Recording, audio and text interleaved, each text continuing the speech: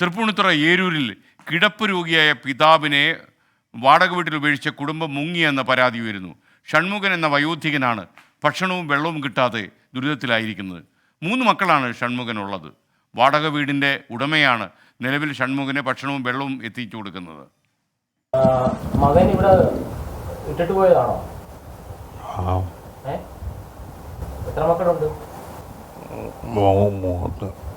അപ്പച്ചന്റെ പേരെന്തുവാ? അപ്പച്ചന്റെ പേരെന്തുവാ? മകൻ വന്ന് കൊണ്ടുപോവോ? എന്ത് പറഞ്ഞേ? കൊണ്ടുപോകും. ഇവിടെ ഇട്ടിട്ട് പോയതാണല്ലേ?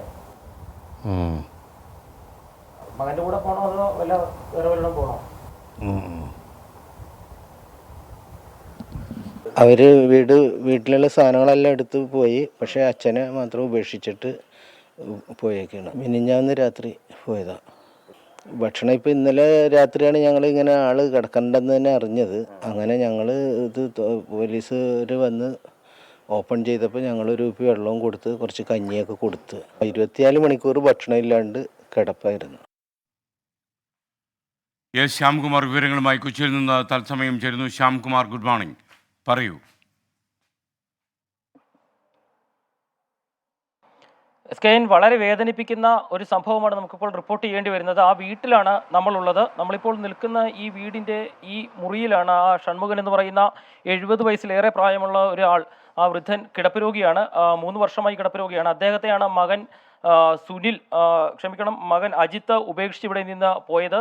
24 മണിക്കൂർ ഈ മനുഷ്യൻ ഇവിടെ കിടക്കുന്നുണ്ടായിരുന്നു. ഭക്ഷണമോ വെള്ളമോ ഒന്നും കിട്ടാതെ ഇവിടെ കിടക്കുന്നുണ്ടായിരുന്നു എന്ന് ആരും അറിയില്ല. ഈ ആ മകൻ സ്വന്തം മക്കളെയും ഭാര്യയും കൂട്ടി മറ്റൊരിടത്തേക്ക് പോവുകയായിരുന്നു.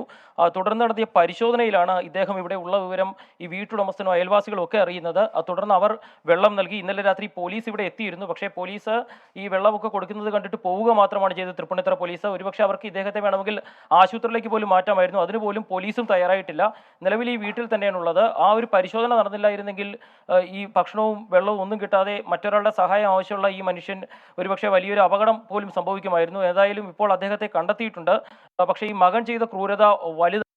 ഒരു 70 വയസ്സുള്ള സ്വന്തം അച്ഛനെ ഉപേക്ഷിച്ച് പോകുമ്പോൾ സ്വന്തം മക്കളെയും കൊണ്ടാണ് അയാൾ ഇവിടെ നിന്ന് പോയിരിക്കുന്നത്. ഏതായാലും ഈ കിടപ്പ് രോഗിയായ വൃദ്ധൻ ഇപ്പോൾ ഇവിടെ ഒരാളുടെ സഹായം വലിയ രീതിയിൽ ആവശ്യമാണ്. ആ ആവശ്യമുള്ള അദ്ദേഹം ഇവിടെ ഇപ്പോൾ ഉണ്ട്. ഏതായാലും പോലീസ് എത്തുകയോ ജില്ലാ ഭരണകൂടമോ ജനപ്രതിനിധികളൊക്കെ ഇടപെട്ട് ഇദ്ദേഹത്തെ അടിയന്തരമായി വൈദ്യസഹായവും മറ്റും കിട്ടുന്ന ഒരു സ്ഥലത്തേക്ക് മാറ്റേണ്ടതുണ്ട്.